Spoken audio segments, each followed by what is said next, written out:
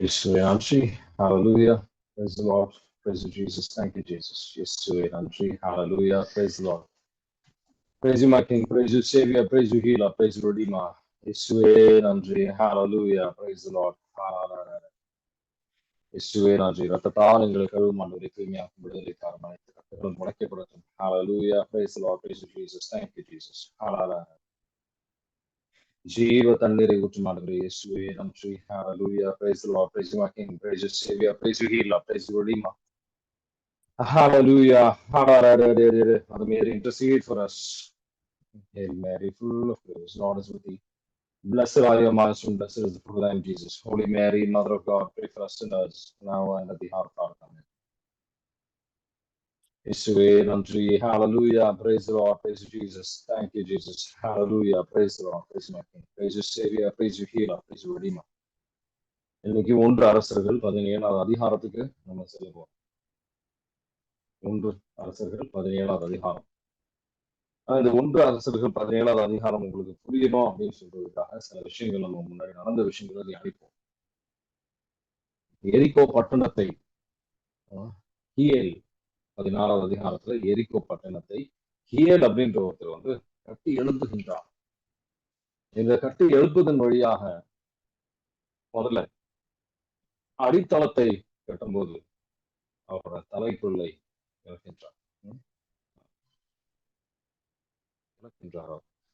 அதுக்கப்புறம் அந்த அந்த கேட் எல்லாம் செட் பண்ணி முடியும் போது அவரோட இலைப்பிள்ளை இறக்கின்றார். ஆண்டவரின் வார்த்தைக்கு ஏற்றபடியாக அது நடக்கின்றது. அந்த ஆண்டவரின் வார்த்தையோட முக்கியத்துவத்தை நம்ம இதுல இருந்து புரிஞ்சுக்கலாம்.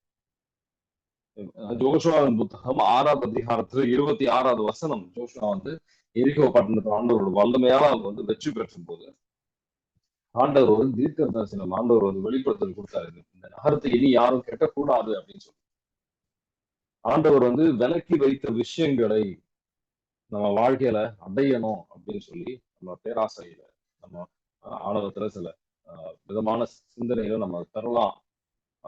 அதான் தவறு இல்லையே அப்படின்ட்டு பல விதமான சிந்தனைகள், நம்ம தவறான சிந்தனைகள் நமக்குள்ள வைப்பதனால அது நடக்கணும்னு அவசியம் கிடையாது.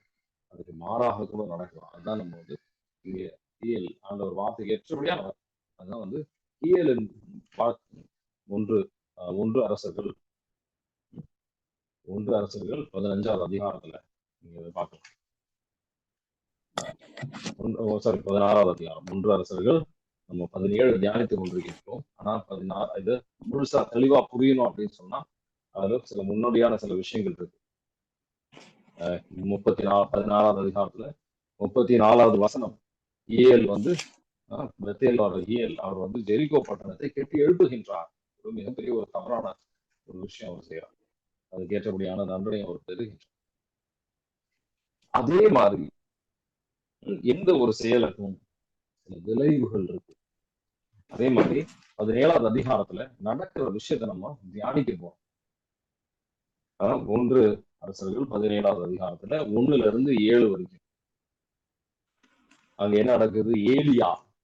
ஏலியா வந்து அந்த ஆகாபுக்கு சொல்ற ஒரு வார்த்தை, ஆண்டவர் வந்து உங்களுக்கு மழை தரமாட்டா, என் வார்த்தை இல்லாமல் அது மழை வராது அப்படின்னு சொல்லி எச்சரிக்கை கொடுக்கின்றார். 1 அரசர்கள் 17வது அதிகாரத்துல 1வது வசனத்துல இருந்து 7வது வசனம் வரைக்கும் அவரு சொல்றபடி அங்க நடக்கணும் செய்யும். ஊரை சார்ந்த எலியா ஆகாபு அரசனிடம், நான் பணிபுரியும் இஸ்ரேலின் கடவுளான வாழும் ஆண்டவர் மேல் ஆணை, என் வாக்கினால் அன்றி வரும் ஆண்டுகளில் பனியோ மழையோ பெய்யாது என்றார். பின்னர் ஆண்டவரின் வாக்கு எலியாவுக்கு வந்தது, இங்கிருந்து ஓடிவிடு, கிழக்கு முகமாய் போய் யோர்தானுக்கு அப்பாலுள்ள கெரீத்து ஓடை அருகில் ஒளிந்துகொள், அந்த ஓடையில் தண்ணீர் குடித்துக்கொள், அங்கே உனக்கு உணவளிக்குமாறு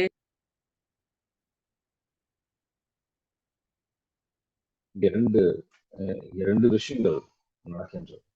சென்று யோர்தானுக்கு அப்பால் இருந்த கெரீத்து ஓடை அருகில் தங்கி இருந்தார்.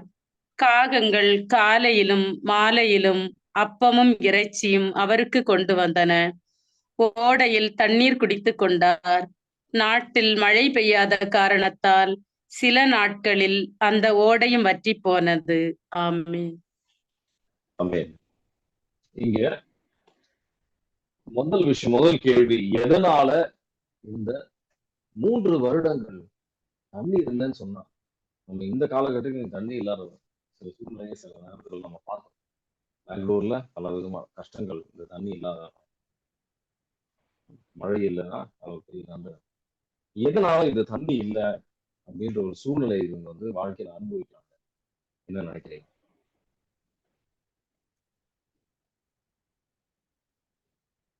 எதனால 3 வருடங்கள் ஆண்டவர் வந்து செஞ்சிருக்கிறாரு அப்படின்னு? எதனால? என்ன நினைக்கிறீங்க?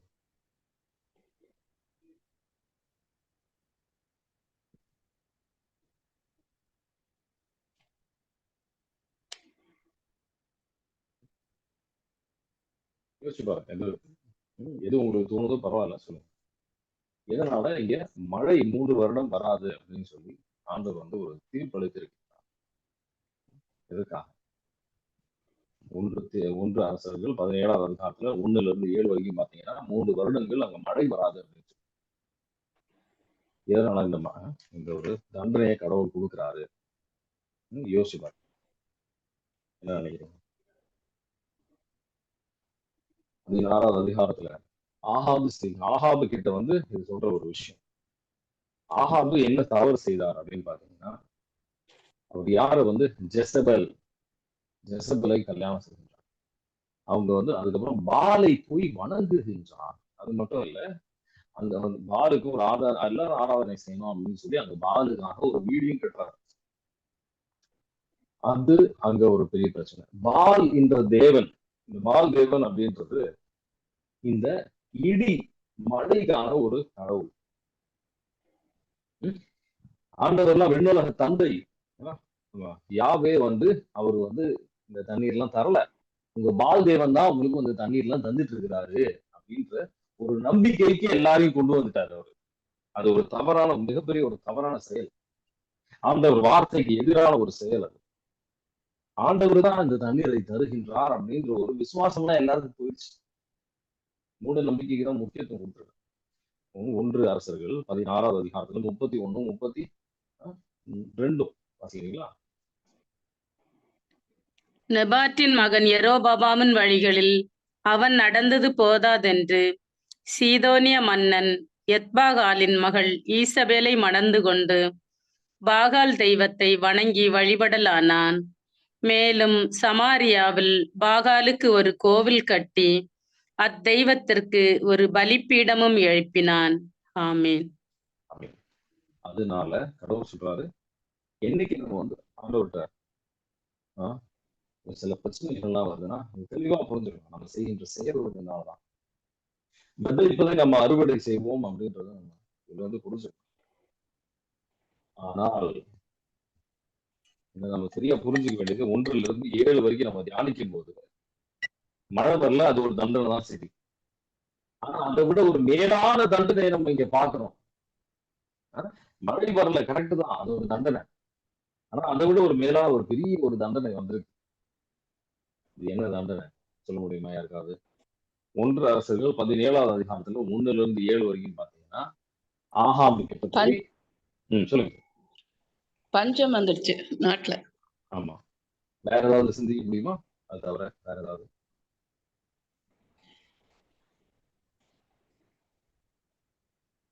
அவருக்கு 3வது வசனம் பாத்தீங்கன்னா, இங்க இருந்து நீ கிளம்பி போ. ஏலியா வழியாக தீர்க்க தரிசனம் ஆண்டவர் பேசுவது எப்படி? தீர்க்க தரிசனங்கள் வழியாக ஆண்டவர் பேசுவார். இங்க இருந்து கிளம்பிடு. அதுக்கப்புறம் தீர்க்க தரிசனமே கிடையாது. என்னைக்கு நம்ம அவங்க ஆண்டவரை புறக்கணிக்கின்றார்களோ அப்ப அவரோட வார்த்தை அவருக்கு தேவையில்லை அப்படின்னு அவங்க சொல்றாங்க. இணை சட்ட நூல் 11வது அதிகாரத்துல ஆண்டவர் என்ன சொல்லி இருக்கிறாரு இந்த மழையை பத்தி, இந்த இதை பத்தி, அவர் வார்த்தையை புறக்கணிப்பதை பத்தி ஆண்டவர் என்ன சொல்லியிருக்காரு? இணை சட்ட நூல் 11வது அதிகாரத்துல 12வது வசனத்துல இருந்து 17வது வசனம் வரைக்கும் 17 18 வரைக்கும் வாசி தெளிவா போட்டிருக்காரு. இந்த என் உங்கள் வார்த்தை பொறுத்தது. கடவுளாகிய ஆண்டவர் கண்காணிக்கும் நாடு, ஆண்டின் தொடக்கம் முதல் ஆண்டின் முடிவு வரை உங்கள் கடவுளாகிய ஆண்டவரின் கண் காத்திடும் நாடு என்று நான் உங்களுக்கு கட்டளையிடுகிற என் கட்டளைகளை பின்பற்றி உங்கள் கடவுளாகிய ஆண்டவரிடம் அன்பு கூர்ந்து உங்கள் முழு இதயத்தோடும் உங்கள் முழு உள்ளத்தோடும் அவருக்கு ஊழியம் செய்தால் தக்க காலத்தில் அவர் உங்கள் நிலத்திற்கு மழை தருவார், முன்மாறியும் பின்மாறியும் தருவார். அதனால் உங்கள் தானியத்தையும் திராட்சை ரசத்தையும் எண்ணெயையும் சேகரிப்பீர்கள். வயல்வெளிகளில் உங்கள் கால்நடைகளுக்கு அவர் புல் தருவார். நீங்கள் உண்டு நிறைவு கொள்வீர்கள். நீங்கள் வேற்று தெய்வங்கள் பக்கம் திரும்பி அவற்றுக்கு ஊழியம் செய்து அவற்றை வணங்கிடுமாறு உங்கள் உள்ளங்கள் வஞ்சிக்கப்படாதபடி கவனமாயிருங்கள். இல்லையெனில் ஆண்டவரின் சினம் உங்கள் மீது வரும். மழையே இல்லாதபடி வானங்களை அவர் மூடிவிடுவார். உங்கள் நிலம் தன் பலனை தராது. அவர் உங்களுக்கு கொடுக்கும் அந்த வளமிகு நாட்டினின்று விரைவில் அழிந்து போவீர்கள். ஆமீன். அதுதான் வந்து ஆண்டவர் சொல்றாரு. அந்த வார்த்தை, ஆண்டவரின் வார்த்தை அவங்க கிட்ட வரல, அவங்களோட இல்லை என்றால் தான் அது அதை விட ஒரு மிகப்பெரிய ஒரு அழிவு வரை எதுலையுமே கிடையாது. பஞ்சம், பற்றாக்குறை எல்லாம் வந்து ஒரு வெளிப்படுத்துதல். அவங்க வந்து வார்த்தையை கீழ்ப்படியவில்லை. அவர் வார்த்தையை புறக்கணிக்கும் போது அதனால அவங்க வார்த்தை அவங்க உள்ளத்துல இருந்தும் எடுக்கப்படுகின்றது. சாத்தான் எடுத்துட்டு போயிடுவான். அவளை எந்த வார்த்தைக்கு நம்ம வந்து அந்த அளவுக்கு ஒரு முக்கியத்துவம் கொடுக்கலையோ, அந்த வார்த்தையை நம்ம முக்கியத்துவம் கொடுக்க மாட்டது. அவரு பல விஷயம் விபிலியத்துல போட்டிருப்பாரு. ஏன்னா அதுக்கு நான்லாம் வந்து கடைபிடிக்க முடியாது. ஆண்டவர் சக்தியை நம்ம கேட்கறது கிடையாது. ஆண்டவர் சக்தி, ஆண்டவர் ஆற்றலாலதான் என்னால கீழ்படிக்க முடியும் அப்படின்றதும் புரிஞ்சுக்கிறதுக்கு தயாராக இல்லை. என்னால இந்த மாதிரிதான் இருக்கு, என்னால கோபப்படாம இருக்க முடியாது, என்னால வந்து முடிவு எடுத்துடணும், நான் இப்படிதான். ஆண்டவர் சொல்றாரு, முழுமையான நிறைவான ஒரு உள்ளத்துக்கு வாங்க அப்படின்னு சொல்லி ஆண்டவர் அழைக்கும் போது, நம்ம அது கீழ்படியாக இருக்கும்போது ஆண்டவர் வார்த்தையை புறக்கணிக்க ரொம்ப தெளிவாக ஆண்டவர் வந்து சொல்றாரு, வெளிப்படுத்துகின்றார். அவர் அந்த பிரச்சனையை கொடுக்குறாரு. 3 வருடங்கள் அவங்க கஷ்டத்துல வேதனையில தான் வந்து நம்ம சில நேரத்துல புரிஞ்சுக்குவோம், நம்ம தவறான பாதையை சென்று கொண்டிருக்கின்றோம். அவர் வல்லமை அப்பதான் புரிஞ்சுக்குவோம். அதனால சில வேதனையான சூழ்நிலைகள் நம்ம வாழ்க்கையில வருகிறது. ஆனா மிகப்பெரிய வேதனை அப்படின்றது நம்ம செல்கின்ற பாதை அப்படின்றது தவறான பாதை அப்படின்னு இல்லை அப்படின்னு நம்ம நினைச்சு நம்ம கரெக்டான பாதையெல்லாம் போயிட்டு இருக்கோம் அப்படின்ற ஒரு தவறான சிந்தனை தான். நம்ம எல்லாம் செய்யறது சரி அப்படின்ற ஒரு சிந்தனை இருக்கு.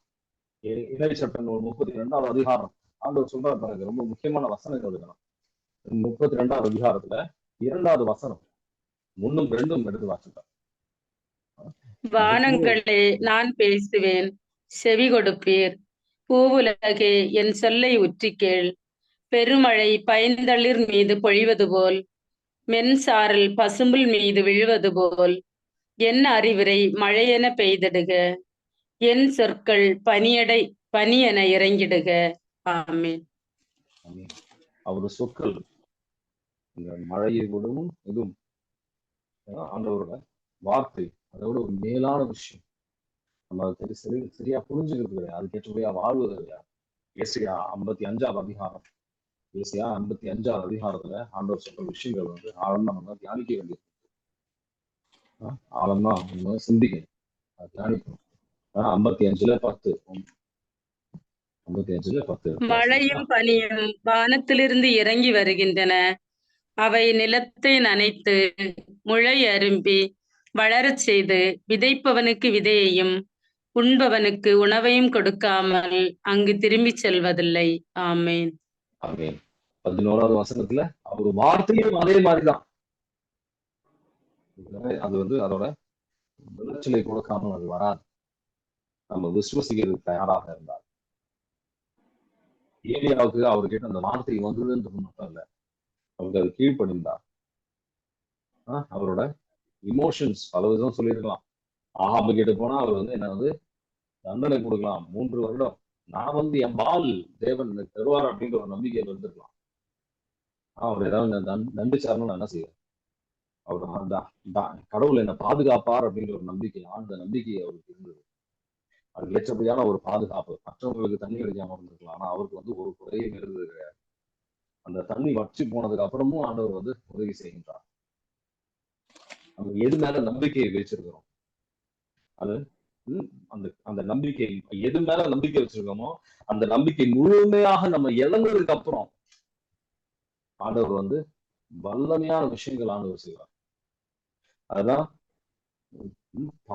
பவுலின் வாழ்க்கையிலையும் நம்ம பார்க்கிறோம். பல நேரத்துல நம்ம சில விதமான தவறான விஷயத்துல வந்து மனிதர் மேலேயும் சில விஷயங்கள் மேலேயும் நம்மளோட நம்ம திறன் மேலே நம்ம நம்பிக்கை வச்சிருக்கலாம்.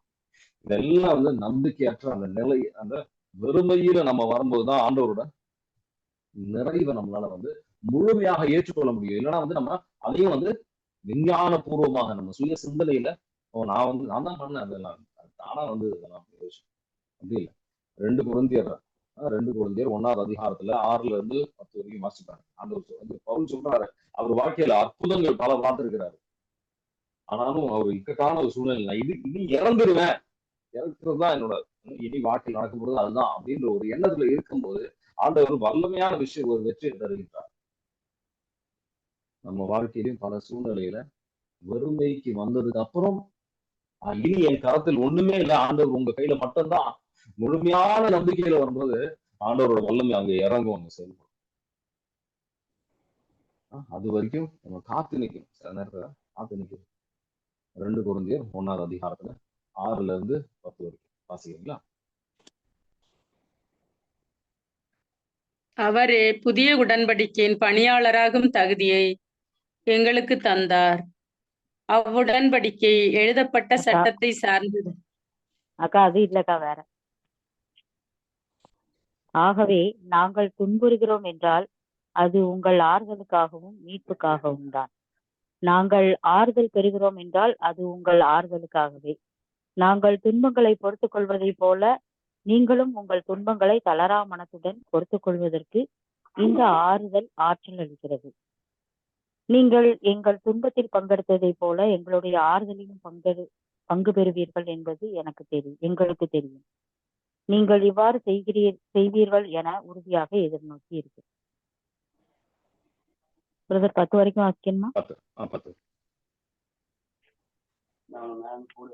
சகோதர சகோதரிகளே, ஆசியாவில் எங்களுக்கு நேரிட்ட இன்னல்களை பற்றி நீங்கள் அறிந்திருக்க வேண்டும் என நாங்கள் விரும்புகிறோம். அவை எங்களை அளவுக்கு மிஞ்சி வாட்டின, எங்களால் தாங்க முடியாத சுமையாக மாறின. இனி பிழைப்போம் என்னும் நம்பிக்கையே இல்லாமல் போயிற்று. எங்களுக்கு மரண தண்டனையே விதிக்கப்பட்டது போன்ற உணர்வு ஏற்பட்டது. நாங்கள் எங்களை அல்ல, இறந்தோரை உயிர்த்தெழச் செய்யும் கடவுளையே நம்பியிருக்க வேண்டும் என்பதற்காகவே இவ்வாறு நிகழ்ந்தது.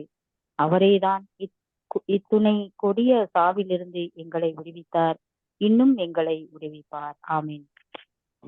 முழுமையான நம்பிக்கை வரணும் அப்படின்றதுனால சில சூழ்நிலைகள் அனுமதிப்பார். நம்ம நன்மைக்காக, நம்ம அழிக்கணுன்றதுக்காக கிடையாது, அவர் தூய்மையில் பங்கு பெறுவதற்காக.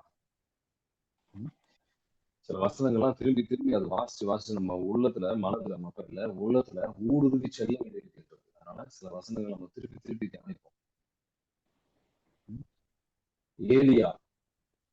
ஏலியாவை பத்தி நம்ம இன்னும் கொஞ்சம் சிந்திக்க வேண்டியிருக்கு. ஏலியா வந்து எந்த மாதிரி ஒரு நபராக இருந்தா அப்படின்னு சிந்திக்க. ஏலியா வந்து மெசியா, இயேசு ஆண்டவரோட ஒரு முன்னோடியாக இருந்தார் அப்படின்றது புரிஞ்சு. அவரு எப்படி இயேசு ஆண்டவரோட எப்படி அவர் வந்து வார்த்தையால இந்த ஒரு அவர் வந்து மழை வருவதற்கும் மழைக்கு தடையாகவும் எப்படி அவரு சொல்றாரு, என் வார்த்தை இல்லாமல் இங்க மழை வராது. அது மாதிரி இயேசு ஆண்டவரும் மத்தேயு 8வது அதிகாரத்துல 23ல இருந்து 27 வரைக்கும் வாசிங்க. இப்ப வாசிக்கிறதுல அவர் வந்து வார்த்தையால ஒரு முன்னோடியாக இருந்தார். அதனாலதான் வந்து அந்த மலை மேல மோசை வந்து இயேசுக்கு ஒரு முன்னோடியாக இருந்தார். ஏலியாவும் வந்து அவர் பாக்குறாங்க. 2 பேரும் வந்து மலை பிரசங்கல்ல சாரி மலையில வந்து டிரான்ஸ்பிகரேஷன், அதுல வந்து மத்தேயு 17ல பாத்தீங்கன்னா 3 பேர், பேதுரு, யோவான், யாக்கோபோட அவங்க போயிருப்பாங்க.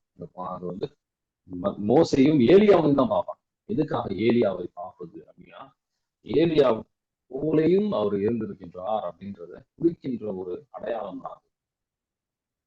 எப்படி வந்து 17வது அதிகாரத்திலேயே 9ல இருந்து 16 வரைக்கும் பாத்தீங்கன்னா, இஸ்ரேல் மக்கள்ல இருந்து அங்கிருந்து வெளியில சினோஷியன் ஒரு பெண்மணி அவங்க வந்து அவர் அவங்களுக்கு அவரு ஒரு பணிவிடை செய்கின்றார். எப்படி இயேசு ஆண்டவரும் வேற்றினத்தாருக்கு பணிவிடை செய்கிறார். 14ல இருந்து 16 வரைக்கும் வாசித்து பாத்தீங்கன்னா, அவரு அந்த அப்பத்தை வந்து மிகுதி ஆக்கின்றார் ஏலியா. 17வது அதிகாரத்துல 14ல இருந்து 16 வரைக்கும் வாசிக்கிறீங்களா? உம் சீடர்களிடம் அவனை கொண்டு வந்தேன், அவனை குணமாக்க அவர்களால் முடியவில்லை என்றார். இல்ல 1 அரசர்கள் 17வது அதிகாரத்துல 14ல இருந்து 16 வரைக்கும்.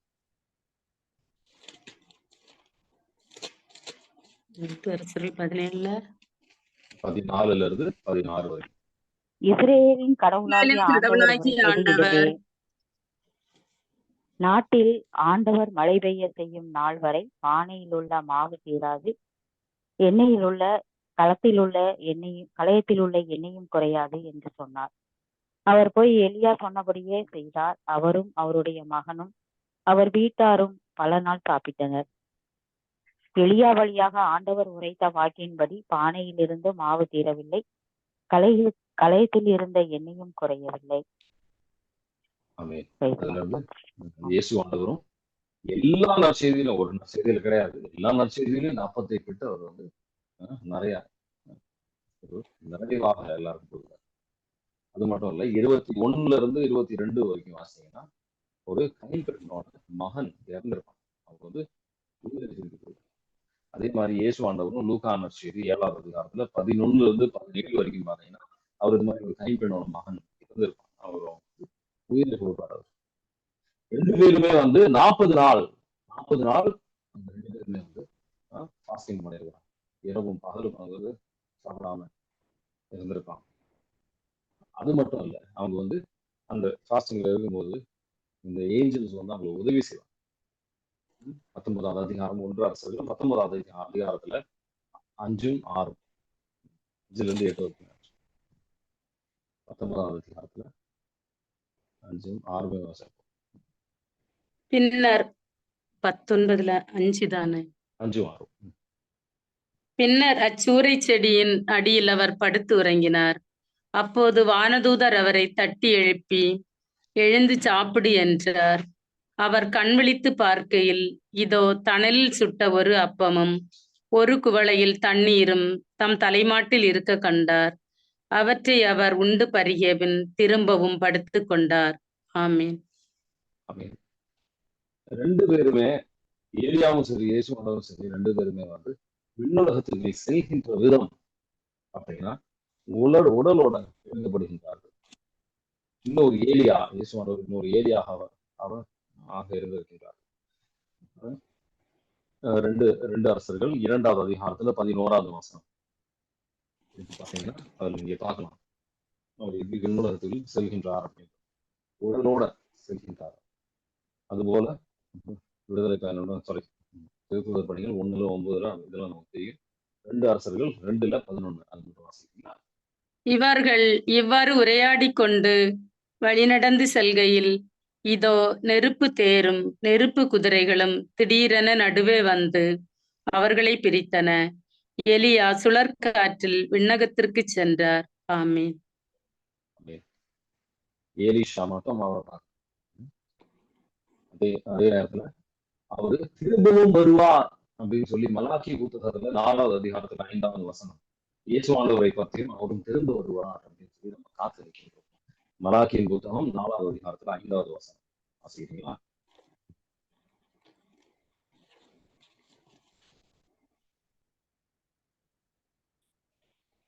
அஞ்சும் 6மே வாசி.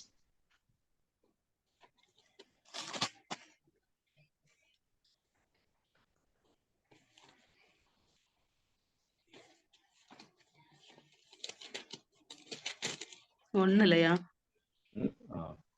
மலாக்கி 4ல 5, 4ல 5, 6. இதோ பெரியதும் அச்சத்தை தோற்றுவிப்பதுமான ஆண்டவரின் நாள் வருமுன் இறைவாக்கினர் எலியாவை நான் உங்களிடம் அனுப்புகிறேன். நான் வந்து உலகை சபித்து தண்டிக்காதபடி அவர் பெற்றோரின் உள்ளங்களை பிள்ளைகளிடத்தும் பிள்ளைகளின் உள்ளங்களை பெற்றோரிடத்தும் திரும்புமாறு செய்வார். ஆமென். ஆமென். திரும்புவதற்காக எலியா வந்து திரும்பி வருவார். யார் அந்த எலியா? திருமுழுக்கு யோவான். அது அவரை ஒப்பிட்டு சில விஷயங்கள் நம்ம வந்து தியானிக்க முடியும். நிறைய விஷயங்கள் இருக்கு. அது வந்து நம்ம பின்னாடி 2 அரசர்கள் நம்ம தியானிக்கும் போது வாசிப்போம். 2 பேருமே வந்து திரும்ப வருவார்கள் அப்படின்னு சொல்லி போடப்பட்டது. இதே ஆனா அதே நேரத்துல இந்த வசனங்கள் வாசிக்கும் போது ஆண்டவர் வந்து வெளிப்படுத்துகின்ற ஒரு முக்கியமான சிந்திக்க வேண்டிய ஒரு முக்கியமான விஷயம், இந்த புது ஆகமத்தில் நமக்கு சாபங்கள்லாம் ஒண்ணுமே கிடையாது அப்படின்ற ஒரு தவறான சிந்தனை இருக்கின்றது. மனம் மாறுதல், இயேசு ஆண்டவரை ஏற்றுக்கொண்டு மனம் மாறுதலோட வாழ்கின்றவர்களுக்கு இந்த சாபங்கள் கிடையாது என்றது உண்மைதான். மனம் மாறுதல் இல்லாமல், இயேசு ஆண்டவரை ஏற்றுக்கொள்ளாமல் மனம் மாறுதல், இந்த 2 விஷயமும் வேணும். ஒண்ணு மட்டும் இருந்தா பார்த்தா, இயேசு ஆண்டவரை ஏற்றுக்கொண்டு மனம் மாறுதல் இருக்கும்போது நமக்கு இந்த சாபங்கள்லாம் கிடையாது. ஆனா மனம் போன போக்குல நம்ம செல்லும் போது, ஆண்டவரை வந்து கீழ்ப்படியாமையோட நம்ம வாழும்போது சாபங்கள்லாம் உறுதியாக நம்ம வாழ்க்கையில் பெறுவோம். நம்ம கீழ்ப்படியாமை வந்து ஆண்டவருக்கு பிடிக்காத விஷயம். சாபத்தை நம்ம வாழ்க்கையில வந்து வரட்டும் அப்படின்னு சொல்றாங்க. அப்படி இல்லாம நம்ம வந்து ஜெபிப்போம். இது வரைக்கும் தியானித்த விஷயங்கள் உங்களுக்கு ஏதாவது கேள்விகள் இருக்கா?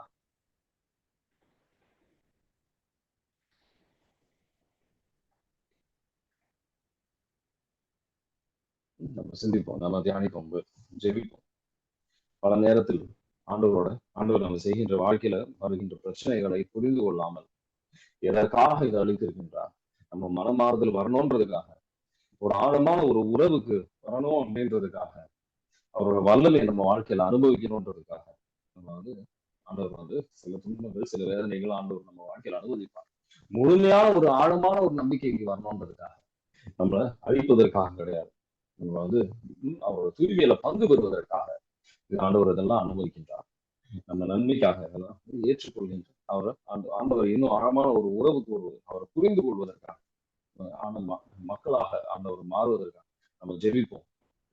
ஏலியாவை போல் ஒரு தீர்க்கதரிசியாக ஒவ்வொருத்தரும் மாறக்கூடிய காலம் இது. ஆவியானவர் நிறைவாக நமக்கு பெறக்கூடிய மக்களாக, இயேசுவானவரோட பாடுகள் வழியாக, அவர் சிலுவை மரணம் வழியாக, அவரோட உயிர்த்தெழுதல் வழியாக, அவரோட முன்னேற்றம் அடைந்த வழியாக, அவரோட ஆற்றல், ஏலியா செய்வதை விட மேலான விஷயங்களை செய்வதற்கான ஆற்றல் இயேசுவாண்டவர் நமக்கு ஒவ்வொருத்தருக்கும் விசுவாசம் இருக்கா அப்படின்றது ஒவ்வொருத்தரும் கேட்கிற கேள்வி இதுதான். நம்பிக்கையோட அவரோட ஒரு ஒரு சாட்சியாக நம்ம தாகத்தோடு ஜெபி. ரத்தத்தால் எங்களை கழுவும் ஆண்டவரை திரும்பியாக்கும். எங்களை விடுதலைக்காரன் அனைத்து கட்டுகளும் முடக்கப்படுத்தும். இயேசுவ நாமத்தில் ஜெபிக்கிறோம். திருச்சபையோடு சேர்ந்து போப்பானவரோடு சேர்ந்து பிஷப்ஸோடு சேர்ந்து ஜெபிக்கிறோம். அனைத்து கட்டுகளும் முடக்கப்படுத்தும். Mind and cast every unclean spirit எல்லா சுதாவிகளும் கட்டி நிர்மலமாக்கப்படுத்தும். சமாதானத்தின் ஆவி ஊடுருவி செல்லட்டும் ஆண்டவரே. உங்க வார்த்தைக்கு ஏற்றபடியாக கனிகள் கொடுக்கின்ற மக்களாக எங்களை மாற்றம் ஆண்டவரை இயேசுவே நன்றி. கீழ்ப்படிவதற்கான வார்த்தை கீழ்ப்படிவதற்கான ஊழியர்பு கீழ்ப்படியாமல் வார்த்தை கீழ்ப்படிகின்ற மக்களாக எங்களை மாற்றம் ஆண்டவரை. ரத்தத்தால் கழுவும் அனைத்து கட்டுகளும் உடைக்கப்படுத்தும். Find and cast every unclean spirit, Father, in the mighty name of Jesus we pray. Amen. God bless you.